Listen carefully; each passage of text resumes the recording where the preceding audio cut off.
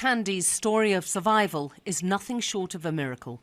So her face, there was a hole this big in her face, and part of it was deep enough for me to put both my hands into.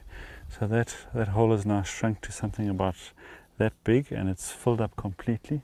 We're left with a scab which is receding, it's shrinking visibly week by week. But 18 months ago, poachers were here, and Tandy's future looked dire. She was lying barely alive and had lost a lot of blood.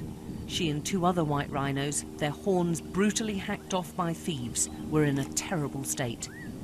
The first vet on the scene was William Foles, and he wasn't about to lose 3 rhinos, giving her antibiotics, painkillers, vitamins and an antidote to reverse the effects of the poachers' tranquilizers. The second rhino showed similar powers of recovery, responding so well to the treatment, he even tried to attack his carer. But even at this stage, the rhino they named Timber had an obvious leg injury. The third rhino was too badly hurt and died hours later. Over the next 3 weeks, the vet team worked fanatically to save Tandy and Timber, cleaning their wounds, operating on them in the bush, nursing them back to health. South Africans responded in their thousands, sending money to the game reserve and begging to help in the rhino's recovery. The vet team, led by William, even performed pioneering skin grafts to patch up the horn hole. But 24 days after being attacked, Timber was found drowned in a water pool. Internal injuries were blamed. The vet team was devastated, none more so than William Foles. I feel so broken.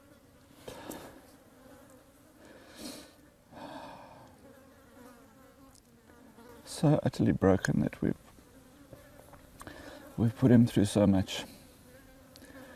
Beyond what the poachers did, we've put him through so much. And we haven't succeeded. We haven't been able to give him that life that he deserves.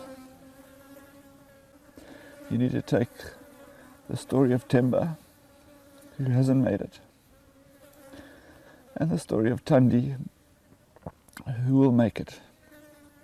And you need to tell the world what these animals are going through.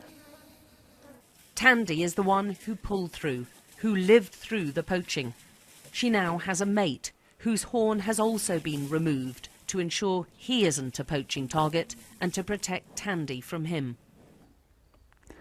What I witnessed when we were taking her through those treatments was this incredible will to survive. She just fought and fought and fought.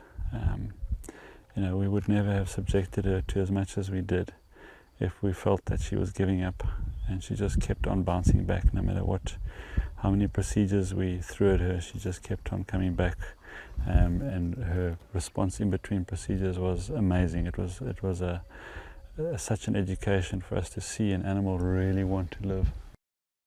Now Tandy's story is being taken to Vietnam and China in an attempt to show the 2 biggest markets for rhino horn of the devastating consequences of poaching and how one white rhino defied the odds.